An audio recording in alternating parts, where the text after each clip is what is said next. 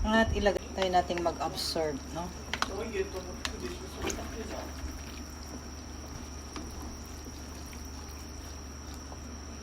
Tara, magluto na tayo na pansit. Ayan, guys.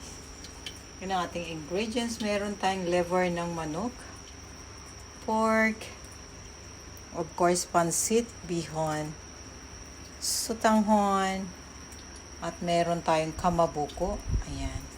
Yung aking shrimp, konti lang. So, pwede na yan. Pang kulay-kulay lang. So, kung anong meron lang ako dito sa bahay, that's it. So, tara, start na tayo mag-cooking. Basta ang lasa ay pansit pa rin. Let's go! Gisa na natin ang bawang, guys. Gisa, bawang. Ilagay ang sibuyas. Haluin ulit. Igisa hanggang sa medyo iba ng kulay. Lagyan na natin ng konting lasa. Sino mo itong paminta, asin, para lang magkalasa ng ating pork, no? At haluin. Sa kabilang side, lagay natin ang liver. Haluin. So, paghaluin na natin sila, no? At ilagay na natin yung matigas na part na gulay. Ilagay na natin ang carrot. At yung ating bagyo beans. Lagay na natin. Ayan. Kulay pa lang, maganda na, no? Ayan, ang ganda na ng kulay, mga lady. Lagay natin lahat ng ingredients. Ilagay ko na rin yan, guys. Kamabuko. Japanese seafood na ginawang sausage. Paprika. Lagay na natin. Haluin. Lagyan natin ng chicken broth. Lagyan natin ng suka. Kunti para mawala yung kanyang lansa. Soy sauce. Lagay tayo ng mirin or alcohol for cooking. Haluin. Lagyan na natin ng sabaw, guys. Lagyan natin ng konting oyster sauce.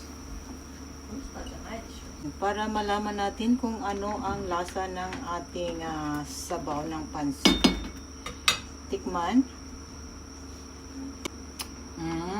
Wow, perfect ang lasang pansit talaga siya, guys. Lasang-lasa dahil sa ating mga ingredients na nilagay.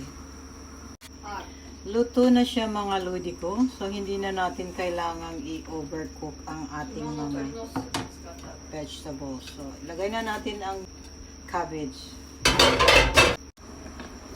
There you go, mga lodi. Ayan, luto na to ang ating mga ingredients sa ating pansit. Pakuluin lang natin ng konti. At ilagay natin ang bihon at sutanghon. Ilagay na natin ang ating sutanghon. Pag maraming sabaw, bawasan natin yan. Kasi meron pa tayong pansit bihon.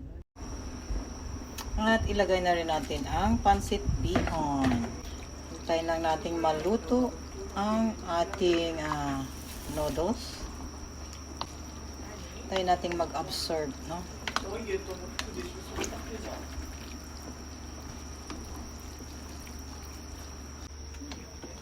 Ay, mix. Ayan, luto na, mga lodi. Oy, natapon. Napaka-sarap na. Wala nang sabaw.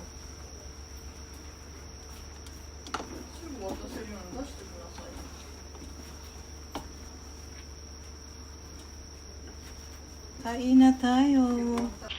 Luto na ang ating pansit. Natatakam na ba kayo?